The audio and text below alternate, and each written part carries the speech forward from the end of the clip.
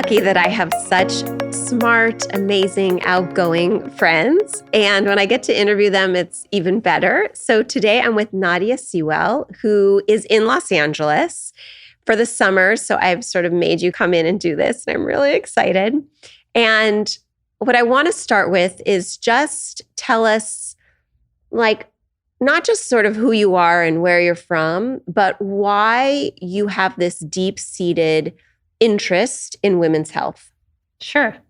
Well, first of all, thank you for having me. And I'm so lucky that I have friends who do incredible things. And thank you. So I met you in Abu Dhabi, and I think that's just a reflection of the relationships that we're able to build in a place like that. I grew up in the UAE, lucky to call it home. So my mother was diagnosed with colon cancer at the age of 47. I was in college at the time. And that really changed things for us as a family. My father had been sick when we were in school. He'd had major heart issues, and we almost lost him. And then mom got sick. And when my mother got sick, I think that really rocked the family, because moms are just the foundation of not that fathers aren't. And I don't want to, take away from what happened with my father. And that was very traumatic. But, I think we all lean on my mother a lot. And the way she managed her treatment and the way she came out of it was very inspiring. So she had to have a big chunk of her colon removed, and she went through chemo, which again, a lot of people go through, but she went through severe depression after her chemotherapy. And she decided she didn't want to be on medication forever. She understood how it affected her and then how it affected her relationships and her family. And she decided to turn to yoga, meditation, Pilates, and she became a yoga teacher, a regular meditator, and a Pilates instructor, and just changed her outlook on life, or chose a positive outlook. And that just really inspired the family. She kept us together throughout. Obviously, it caused a lot of anxiety in us and my younger brothers, but we all kind of went through it, came through it together, and I don't know, that was so inspiring. A couple of years later, I moved back home after college, after I graduated. Worked for my father for a few years. And then a few years into working with him, my mom and I decided we wanted to start a studio. So how old were you at this point? Yeah, I was in 2007. So I was in my mid-20s. Okay. And we decided to start a yoga and Pilates studio, myself, my mother, and a friend of ours named Alina. And we started with two small spaces. Abu Dhabi had no studios at the time, so we were the first yoga and Pilates studio. We weren't sure how it would do, how people would take it, but I felt so inspired by my mom's journey. I felt we had to offer something. Also, it's frustrating not to have things like that in the UAE. And so we started. A few years into it, we decided we wanted to expand what we were doing. We wanted a full wellness space, not just movement, but we wanted to add meditation. We wanted to add kids programs. We wanted to add pre and postnatal. We wanted to have a healthy cafe. We wanted to run retreats. We just wanted a full service offering. And so we found a new space and fitted out. And right when I had my daughter in 2012, we opened our larger space and opened Abu Dhabi's first fully integrated wellness center. It's amazing. So we've been running this for, I want to say, a little over 15 years now. And then I also opened a healthy cafe with a good high school friend of mine, Mira Naman. And she is a chef, a pastry chef, actually. But I called her up. She was working a corporate job at the time, an events job that she wasn't really happy in. And so I said, why don't you leave that and do something completely different? And instead of making junky pastries, why don't you come and let's make something healthy together? You know? And so again, we created not the first, but one of the first healthier cafes in town. We started with smoothies and small little offerings, and then we just expanded that as well. And so we've turned it into a fully integrated healthy cafe, and we're expanding that business as well. It's amazing. Yeah. Okay, so to back up a minute. So when I lived in Abu Dhabi for 5 years, 2007 to 2012, it was just when you had opened Bodytree Studio. And Nadia and I became friends because you were originally my Pilates instructor. I was. And then we blabbed so much that we sort of moved on from that and took it out of the studio, let's say. So why was it called Bodytree? Okay, well, we started out with two studios, with Soma Pilates and Yoga Tree. Elena owned Yoga Tree and we owned Soma Pilates. Right. And we decided to collaborate. A couple of years into it, I just said, this is silly. We need to have a fully integrated. I mean, I'd always envisioned a wellness studio.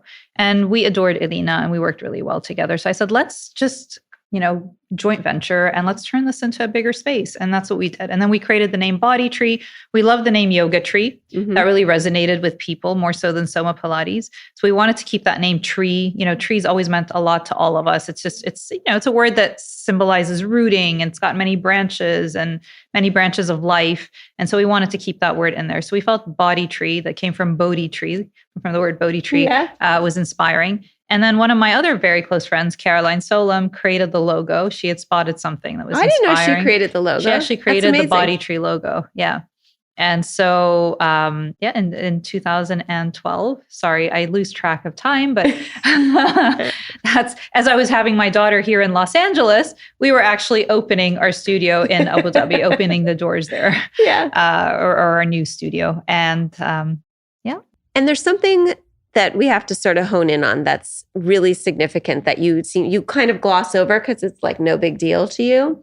But creating, especially at that time, back in 2000, even 10, 12, a real wellness center for women in Abu Dhabi. And of course, men can go there too at different times. But I think it's really significant. And even in a city like Los Angeles or New York or Chicago, Atlanta, there are few places like Bodytree that not only are for, movement and workout, but really mind, body, and soul. And I just think it's incredibly inspiring. And it's so incredible for the women who live there to have a place to just, root themselves, keeping with the tree metaphor, 100%. And then really understand what wellness means. So I want to talk a little bit about how the nutrition aspect got there and your intense and significant interest in nutrition as well, because not a lot of people are, I would describe you as a constant learner of life and constantly poking and prodding to learn new things and figure out what's happening and what's good for us and what we need to do. And then you bring it home. It's like you're learning these things all over the world and your community gets to enjoy it because of your partners, but really I think your, just desire to keep learning. So the nutrition aspect, tell me about that and what you love the most about it. Yeah. I mean, I think I became interested in nutrition right around the time my mom was diagnosed with cancer. But for me, it's always the why. So why did she end up with cancer? What is the root cause? How do we avoid going through this again? Because it's so traumatic. It's so stressful. No one wants to go through chemotherapy. Nobody wants to go through that whole treatment and then the side effects and then the medication you have to take after that. And then the other things that can trigger like hypothyroid, like depression, it's always a whole slew of illnesses that will follow. And so I just wanted to know, what's the root cause? Why did she have colon cancer? And so I like to dig. And then I was also going through different things when I was younger. So I had endometriosis, very painful menstrual cycles when I was younger. I was put on the pill for a whole year continuously where, it changed my moods. It affected a lot of things. And it was just frustrating. I'm like, why are we always medicated? And then there are tons of side effects. And I just like to deep dive. I'm like, can we avoid certain things or can we treat certain things differently? And so that's when I started digging into nutrition. And I met different people, and again, I feel like wellness is a lifelong journey. Nutrition is a lifelong journey. You're going to learn things. Certain things will trend. And I think it's interesting to deep dive, understand, does this work for me? Does it not? What's best for my body? I'm a huge believer in working with functional medicine doctors or naturopaths.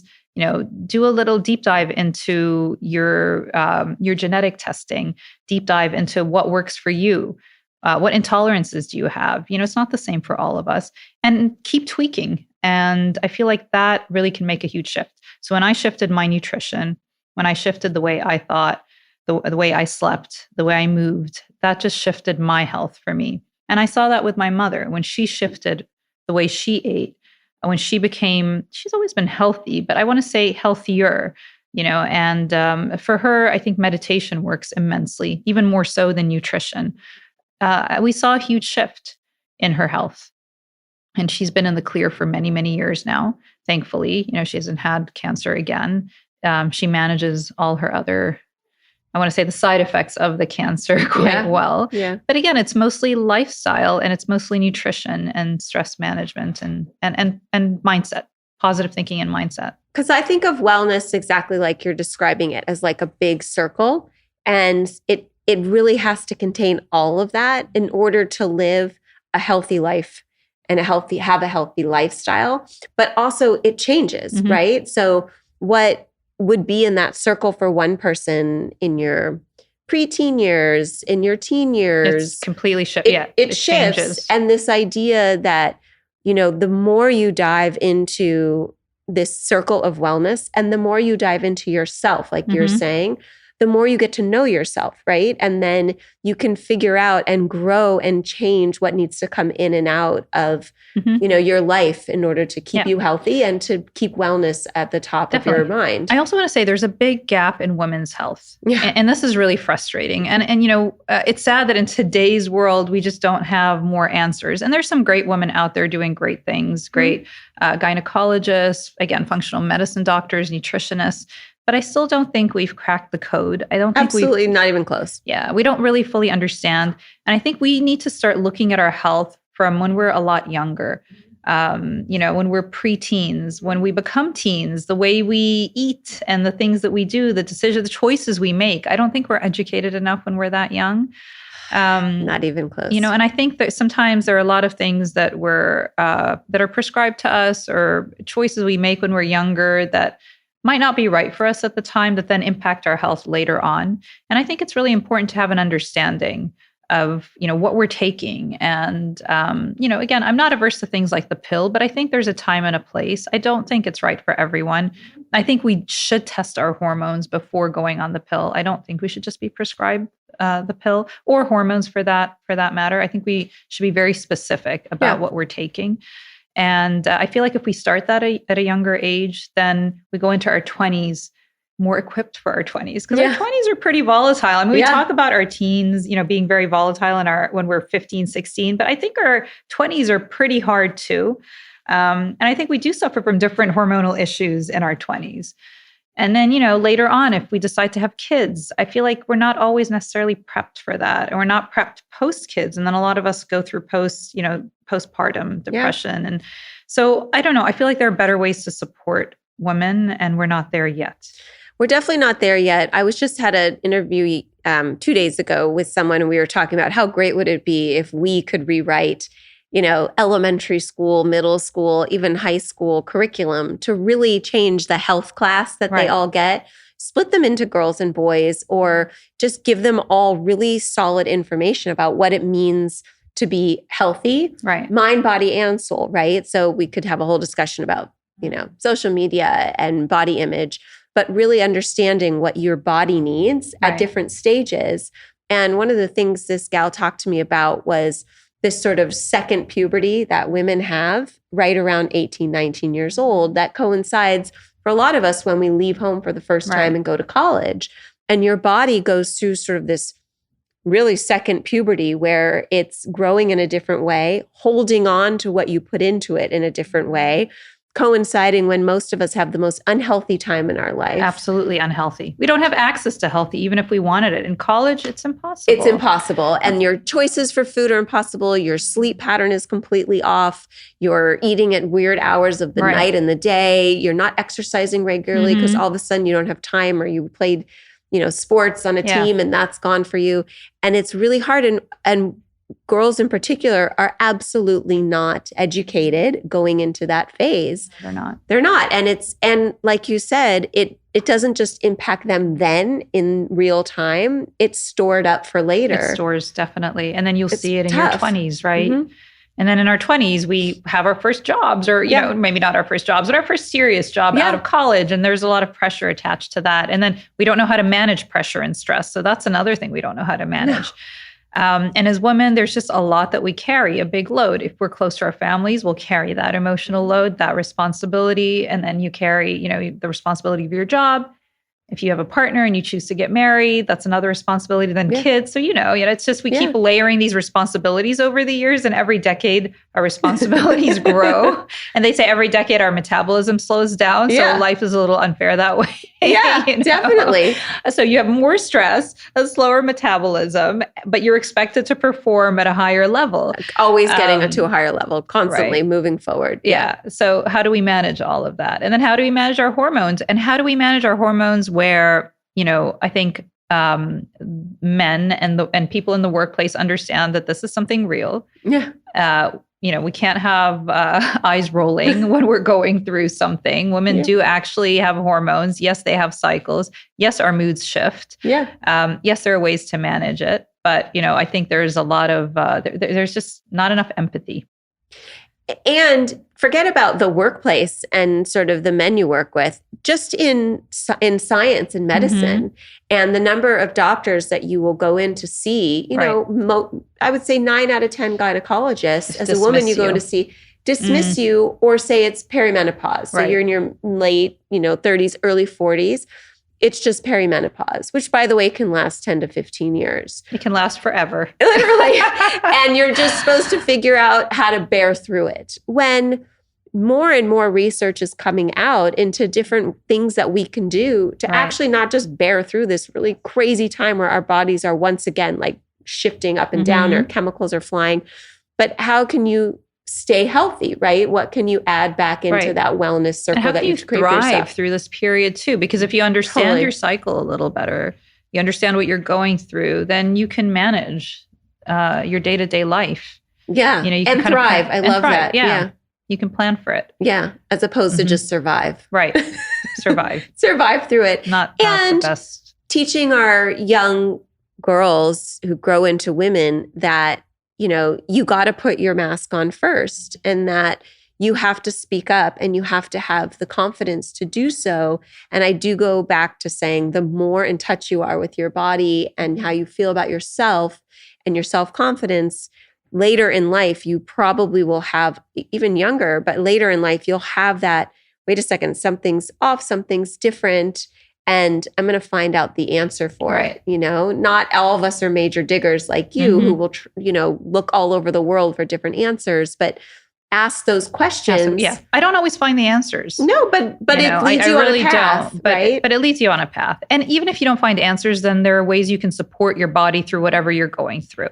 Right. And I think that's really, really important. Yeah, 100%. And as women, we're still taught all over the world that, you just sort of get through it. And if you're a little off or a lot off, and no one's telling you actually what it is, then, you'll be fine. Keep moving forward. Absolutely. And that's really detrimental and it doesn't allow you to thrive at all, maybe barely survive. Right. So, that's definitely something to, hone in on. And if we could put that in like standard education in all over the world, that would be really helpful. That would be. Oh my God. So the last thing I want to talk to you about is movement. And Nadia's my workout partner in the summer. Wish it was all year long. We kick each other's butts. And I know that I feel better when I move. And it really helps me like dig into my own body and what I need. And then my endorphins go up. And your studio and Bodytree has done such an incredible metamorphosis, I would say, in where you started, where you are now, what you offer women. So tell me, like, and based on research, it's not just pulling it out of thin air. What are the ways in which, we can move at this stage of our life? I'm a little older than you, but sort of our 40s-ish, that you think really hones in for the right reasons? Yeah. I mean, I think, again, it's so personal. So you need to understand what's right for you. Yeah. Some of us can do high intensity, and that works really well for us. Others need things that are low intensity and low impact. But I think movement every day is really, really important, some form of movement.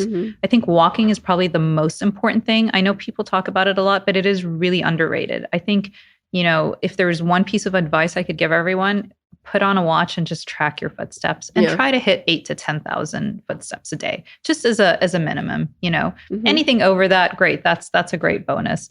If you've just been sitting at your desk for too long, get up and do something. I don't know, just go up the stairs, but just move throughout your day. I think that's really, really important. Yeah. And then, if you love working out, again, find what's right for you. So I love Pilates. I'm a Pilates instructor. It's been the foundation of movement for me, but there's so much more to movement than just Pilates, right? So I love learning about fascia, and there are lots of techniques like Eldoa and things my mother's deep diving into right now that I'm loving, especially being over 40. These are things that help you release tension in your body, but also tone parts of your body in a different way. But I'm also an exercise junkie. I'll admit, I love it. I love the endorphins. I love running. I love a good intense hike. I love high intensity intervals. I like sweating almost every day. Yeah. I love going into an infrared sauna and sweating it out. That makes my body feel really safe. Yeah. So I enjoy what that gives me. But I have to be careful not to overdo it because I am an extremist. So, there is such thing as too much, and understanding what that too much is, whether it comes to like watching food or over exercising. I think we always have to strike that balance and be conscious. But I would say things like yoga and Pilates are phenomenal. And they're things that you can do wherever you go. And you can apply Pilates principles into everything you do. So I love to weightlift as well. I apply my Pilates principles to that. I love yoga. I apply my Pilates principles to that. I think meditation is incredibly important. And if you can't meditate, then at least learning to do something where you can just kind of slow down and be in the moment. That's why I say walking. Walking is such a good way to it's such a natural form of meditation. If you can't sit there and close your eyes and you don't really want to deep dive. But as Americans, we're really bad at walking. Yeah, I don't know. But, there are parts of the US where they make it easier to walk and people enjoy it. But you're right. Yeah. I think in general, we're right. like a driving culture. It's a driving culture. And we walk if we're going to exercise, but we don't just don't just walk. I know Europeans are better at it, I think, than Americans. In the UAE, we are a driving culture too. Yeah. And diabetes is huge there. And so there have been huge drives by the government to try to get people out just walking and moving a little bit more, and a little bit more awareness on food as well, because food has westernized so much. And with the westernization, you've seen this increase in diabetes, which is quite sad. So there's a huge drive there to get people to move, but it's very similar to the US there. Yeah. I agree. But what's been great about the UAE is it's a young country. They've developed it very carefully and with a lot of purpose. So you see the areas they develop. They build parks. They build like areas walking trails, pretty much. They build trails. They build things close to the water where you can walk and exercise. So again, very mindful, very purposeful, really trying to get people to integrate movement into their lifestyle. Most of the developments coming up will always include some form of, an outdoor park, or like you said, like somewhere to walk or cycle. Yeah.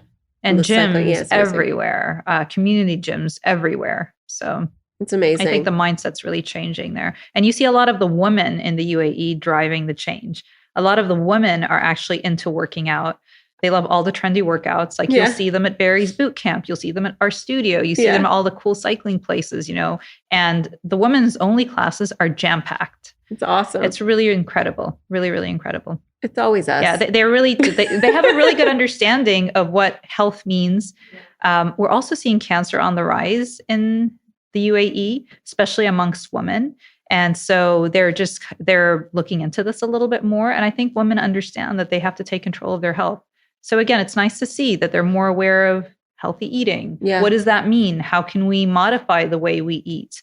And moving a lot more and getting their families to be healthier.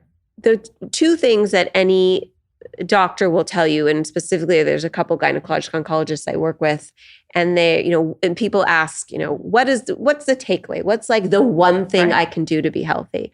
And the answer is there's two things. One is don't smoke.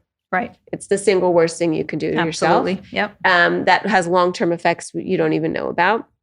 And two is try to get to a healthy weight where your body feels healthy. And that is very personal. So it's understanding what that means for you, and try and stay within 5 pounds of that your entire adult life.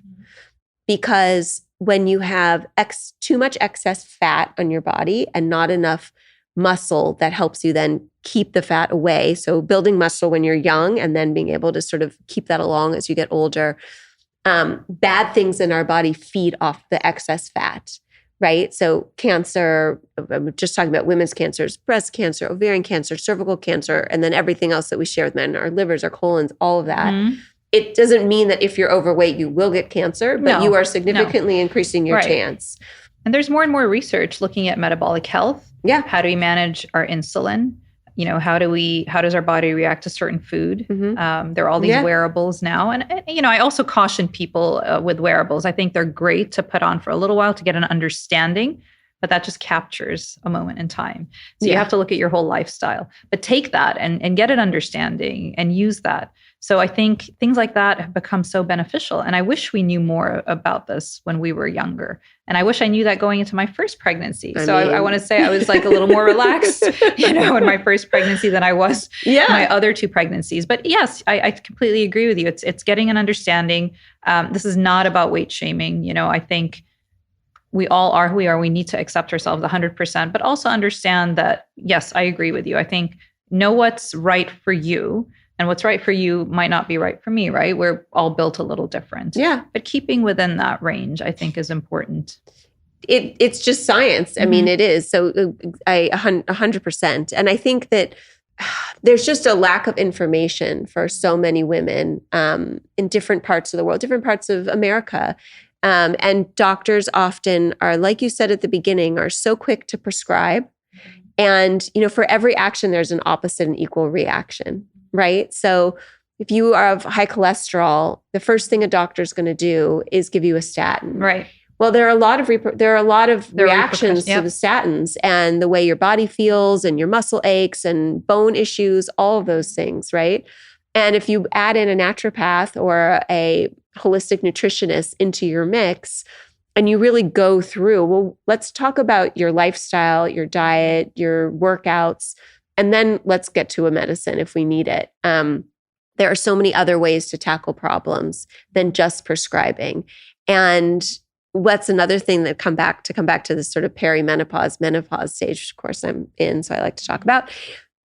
So many doctors and you've talked about the pill a bunch. So many doctors will prescribe women in their 40s to go back on birth control, even if they can't have babies anymore, in order to regulate your hormones, to help you through this period. And again, pardon the pun, that doesn't actually get to the root of what's going on. It does not get to the root. It's just like masking tape that's going to come off. It's masking tape and it's going to trigger other issues. Yeah. And so, yes, absolutely. I feel like deep dive as much as you can. And hormones have to be specific and intentional. Yeah. I mean, even knowing your mom had colon cancer, I was thinking about when I had a colonoscopy recently, and the bottle of chemicals that you're supposed to drink prior to a colonoscopy. Oh gross. My God. It's so gross. If you actually take the time to read the ingredients on this jug that you have to do the day before, 2 days before, I think it was the day before, it's awful. I mean, it is every bad thing you spend the rest of the year or the rest of 5 years trying not to put into your body. You know what's weird? I mean, so many people run different types of water fasts. And again, I like to say this with caution. Water fasting is not right for everyone. Yeah. I think it should absolutely be done only with a professional who understands how to lead you through it. But people do water fast and they do colon flushes. Mm-hmm. And there are things that you can take that are so natural, like some extra salt in your water and other things. But I feel like I don't understand why we're not using things like that. We've done it historically. So why are they giving us things that are filled with chemicals? And you're right. You're going in for a colonoscopy. It almost feels like it defeats the purpose. It does feel like it defeats the purpose. You're doing something good for yourself. Preventive care is my motto in life. Right. But yet you're preempting it by flushing yourself with horrible chemicals that I would never knowingly put in my body. Yeah. It's very frustrating. And I do think so it's not just educating women and lay people, let's say, but it's really also getting in and trying to educate the medical community and say, okay, these were things that we've used now for 70 years. Right. There are other options. There are definitely other options. Get into it. I think the medical field is really, it's tough. you have some doctors who are very open to things, and then you have others who are very skeptical and I don't know, antiquated and very antiquated and don't want to do things. Yeah. Okay. So I just want to ask a few more questions. And one thing I love when I get to spend time with you, I love vicariously living through the things that you're trying out and doing. Okay. So tell me one or two of your new kind of favorite modalities or treatments, stuff that it has a connection to really to your body that you're really into right now. Okay. Well, I mean, I've always loved acupuncture, and you love acupuncture. Yes. So I will do acupuncture on and off. I think it helps us through this perimenopausal phase. I think people have an understanding of acupuncture. Proper Chinese medicine doctors, I think, can really, really help. I love that. I absolutely love Brazilian lymphatic drainage. And I'm going to say Brazilian because I discovered a place here in Los Angeles, and I've been going whenever I'm here. I go once a week. And it makes such a huge difference. So, so break it down. What, to someone who doesn't know what you're talking about, what is lymphatic drainage? So lymphatic drainage is a way. So we all have, we have a lymphatic system. We can accumulate a lot of water. We can get this water retention. And it happens sometimes post-surgery. So there's post-surgical lymphatic drainage, which a lot of people are familiar with, and they'll do it right after they go through a procedure. But this lymphatic drainage is more accessible to the public. So if you're trying to lose weight, or if you're having issues with your hormones, or whatever, you're traveling and you tend to retain fluid, if you go for a treatment, then it can really help you get rid of that extra water retention. It can open up all the lymph nodes as well and help with the flushing and the detoxing of the body. And I think we have different parts of our system that we need to care for. So we need to care for our lymphatic system, for our nervous system. So if we do too much and we're just overburdened, our lymphatic system is going to go crazy. And you can feel it. Different lymph nodes in your body that swell up when you're trying to fight something. You've got your skeletal system. You've got muscles in your body that you need to tend to, the fascia in your body that you need to tend to. So it's hard to tend to everything all in one go. But I have been loving lymphatic drainage. I do this over summer because, again, I get to go to this great place here, and you have a little more time on your hands. I have more time. It's a 2-hour treatment altogether because after doing the lymphatic drainage, then I go into this infrared bed, and it's so nice and sweat it out, after the massage. So it's really, really great. I drink a lot of water when I'm doing this. I eat a little healthier, a little cleaner. By that, I just mean, just stuff that I buy and make at home. So more farm to table food. I don't really like packaged food anyways, but I just, again, drink a little more water, more greens, healthier protein that works for me. And I see huge results with that. I wish I knew about this when I was pregnant, because I feel like this can help pregnant women so much with all the water retention that we get. And it's amazing. And post-pregnancy too, especially when you're nursing. So those are two things that I love that really complement what I do. I try to meditate. That's like a consistent thing, that even if I get 5 minutes where I can just... So how do you meditate? What's your meditation practice? I've done this meditation called Vipassana or Vipassana. And it is a 10-day silent retreat where you learn to... Hold on. So everyone needs to know. It's a 10-day silent retreat. No speaking, no phone. You don't talk to anyone. I find it very liberating. So for the first 3 days, all you do is learn to observe your breath. And it makes you a little crazy. But by day 4, your mind is so sharp, you can learn to meditate properly. And for me, it's been the deepest form of meditation. I've really been able to deep dive. I don't really like going to therapists. I mean, I every once in a while, I think everyone should have someone. But sometimes I find it hard to open up too much. And this has been a really great way for me to deal with my junk, even things I've been unaware of, and just kind of let it come out. And it's a great way to also let it go, just kind of observe and let it go. And we have so much that we've suppressed over the years, from trauma to frustration to anger to, I don't know, to all kinds of things. Of course. And it's just been a really, really great way to help me deal with that. It's also been a great way to become less sensitive, less, focus less on our personal egos that we're not aware of as we grow up. And so it's helped me shed a lot of the garbage, and I love it. So how often do you do it? Whenever I can. Okay. There are days where sometimes I'll go like but how often do you go on a 10-day silent I've only retreat? done it twice in my life. Well, that's like I more would than love most to do it would once a year, to be honest, but it's hard to leave the kids in the business. But eventually over time, I'd love to go once a year. And the great thing about it is once you've done it a couple of times, they ask you to come in and volunteer. So it's kind of like a payback. And they also don't charge for it. It's a pay it forward service. So you go, if you want to donate something, if you've benefited and you want to pay it forward, you donate whatever is within your means. You want to donate a lot, that's great. You've got $5 to donate, you can donate that. You don't have money to donate, don't donate. But I love things that are pay it forward type modalities. I think they work really, really well. Yeah. So that's what I do. And so that's a meditation I always come back to. I do that every once in a while. I love working with healers as well. And I'm picky, but I find healers that I really like. I believe in it. Some people will roll their eyes and again, think it isn't scientific and it's just, but I think it does really work. It's so give us an example of a healer you've worked with and what happened. So I worked with a guy recently who is what's the word that he used? It's more, he elevates your mind. So he asks you, what do you want to do? Do you want to think clearer? Do you want to process things faster? I said, absolutely. I want to do both of those things, but I also want to learn to trust my intuition a little bit more because I know that I've got strong intuition, but I don't always follow it.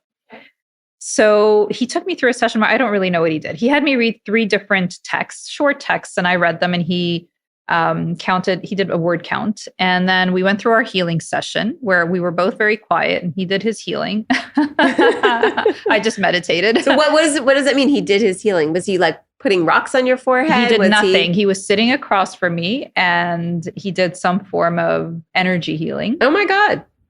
And after that, I read 40% faster than I had the first time because I reread 3 different texts, not the same ones, 3 different ones that were about the same level. And I was able to read 40% faster.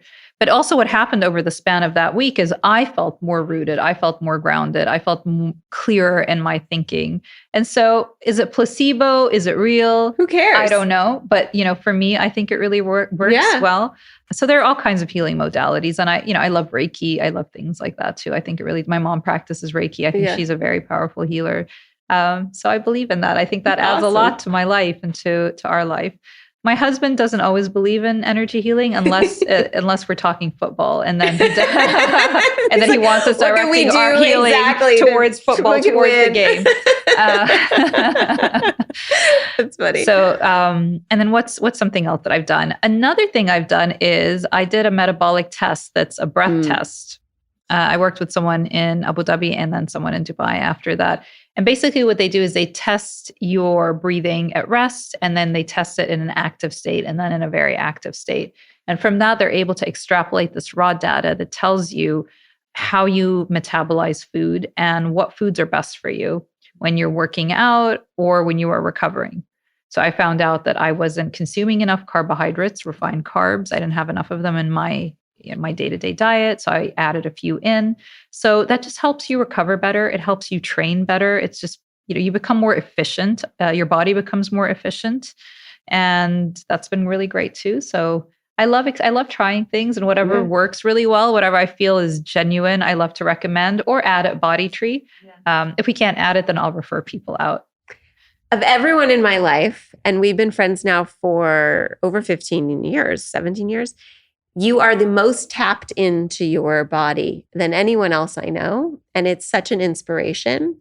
And I don't think you're like, it's an accident, let's say. Mm-hmm. You're tapped into your body because you're constantly trying to, right? Well, I'm tapped into my body because my parents decided to get sick when I was really young. So thanks, Mom and Dad. No, but I mean, listen, I get it. And that kind of trauma can push you in many different directions, right? So obviously I've been through, some things somewhat similar. My mom was sick when I was young and she passed away. And it's my road after that has been to find out, one, what healthy means and what a healthy lifestyle means. My mom had significant stress in her body, in her life. I absolutely believe that contributed to ovarian cancer for her, and then ignored it for a really long time. And I think, you have different choices. And I see it with my siblings that, we all chose different paths. And mine has really been not just to understand and ask the questions, but then to share the information. And clearly you do the same thing. And I think that's the core of our friendship and why we care about each other so much.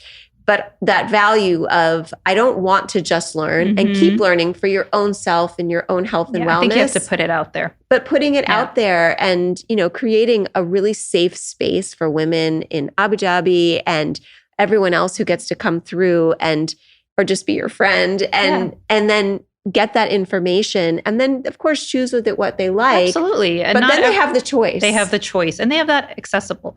And I just want to say, again, we've been so successful in shift, and I don't, we don't talk about this a lot, but we really have shifted a lot of people's lives in Abu Dhabi. I'm like 100%. We've seen women come in, and I'm not talking about myself. I'm talking about the incredible women who offer services at Bodytree who've been able to shift people's lives. So we've had women walk in who were heavily medicated on antidepressants.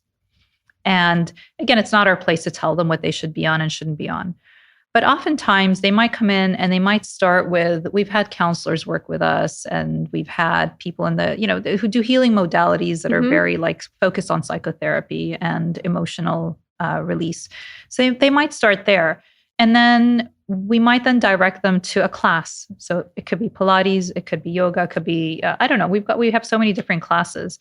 And as they start moving, as they start connecting with people who are a little bit more positive, who are just, perceive the world a little differently, as they go through, I don't know, they change the way they eat. They might come to Nectar, our healthy cafe, and start eating the food and seeing that, there are different ways you can take control of your life. A lot of these women have slowly moved off of their antidepressants and come to realize that they never really needed them to start off with. They didn't need it was a Band-Aid. That prescription. They really didn't need that prescription. What they needed was a shift in lifestyle and in their perception or their mindset.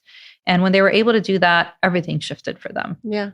And I think that's very, very powerful. And I see that, we've had some of our Zumba teachers change people's lives, who would have thought that dancing can change your life, but it has. Yeah. We've had our healers change people's lives. We've had our Pilates instructors change people's lives. We've had our yoga teachers change people's lives. So I feel like there's so many ways you can really shift your life. And I think you've got to go out there and try different things. It bothers me when I see people who say, well, there's just nothing else I can do. Well, I think there's always something you can do. Yeah. And I think you should always try to do something. But I don't know. I think that also comes from, I think my parents instilled that mindset in us. My parents have been immigrants a couple of times over, right? Yeah. And that builds a kind of resilience in you as well. Yeah. And so you're forced to go out there and discover things and make things better for yourself. Yeah. So that has really translated to our life, to my life. And I really try to pass that down to my kids as well. There's always something you can do to make things better. And get to the root of the issue. Absolutely. And not just kind of gloss over it. Figure out what's making you feel that way. Right. What's making you act this way. And then figure out, okay, what do I need to do from the core so that I can make a difference with my own self? 100%. Yeah. And, I'm surrounded by women like that. When I look at my girlfriends, when I look at the people I work with this incredible nutritionist who's a very close friend named Susie Terezian in Abu Dhabi. Yeah. She's all about empowering people and teaching them how to take control of their health. I have another friend who I work with named Cecilia Ayub, who had breast cancer at quite a young age. Didn't realize, was shocked. She's always been healthy. She's always been a fitness instructor. But what she always says, and this resonates a lot, that her healthy lifestyle helped her get through her cancer treatment and come out of it so much stronger. And if you look at her right now, she's this really gorgeous woman who's incredibly fit and inspiring. And she's formed a whole career in the health and wellness business. But I think that's so important to support yourself, because even if you don't know what's going on with your health, you can always support your body to get through it. 100%. And I think it takes taking the time to get to know your body. As I always say, know your normal, and then know that will change as we grow and we change and we get older. And then absolutely get into the core, get into the roots. Yeah. And I love that. Know your normal, and I encourage all women to absolutely know their normal when it comes to physical movement, to how far they can push their bodies. Even things like, even getting your mental health. Your mental health. Know it. What's that? Exactly. Go get all your checkups. Get your pap smears when you're supposed to. Understand what is your normal, because we're all very different. Set a benchmark, and then you'll always have an understanding as you go through life. What feels right, what doesn't feel right. And what makes you feel good. Mm-hmm. And like you said earlier, what gives us the opportunity to thrive, not just survive, especially during tougher times or times when, like you said, we're loading on more responsibility, and, give yourself the chance. Absolutely. And then the other thing I want to say that we've done that I think was very unique to Abu Dhabi is, as we were building our business, we really focused on community. Yeah. And that community building is so, so, so powerful. And it's something we lean on a lot. And that's really, really been, I want to say, like, the reason why we've succeeded. It's all the great services we offer, and it's all the amazing people who work with us, and it's all our incredible clients. But really, it's just this ability to keep building this phenomenal community and these like sub communities within this one space that we have. That's been very, very powerful. It's amazing. Well, I'm so lucky to be friends with you. I admire you, and vice versa. but having to get to know you and the business that you've built. And it's not even fair to call it a business. I actually think what you just said at the end, calling it really a wellness community, is much more accurate.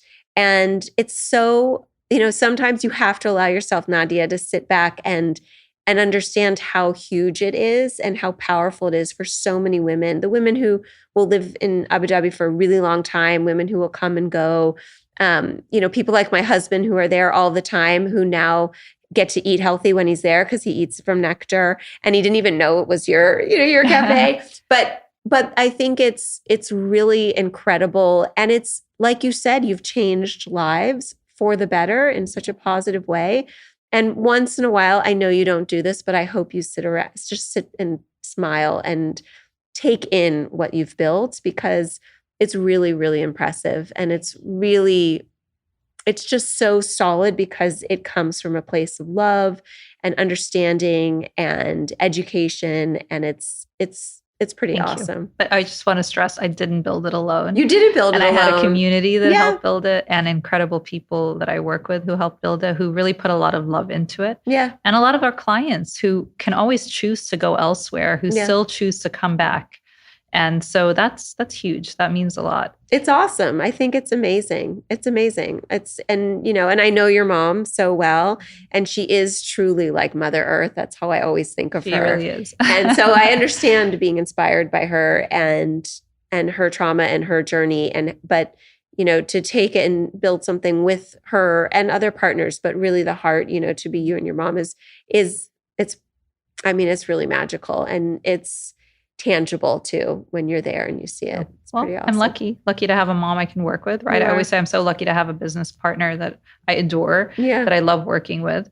And I'm lucky to live in the same place that my parents live in, because that's also unique. Yeah. So it's true. It's true. Well, thank you for being here. Thank you for interviewing me. This was so fun. Thank you.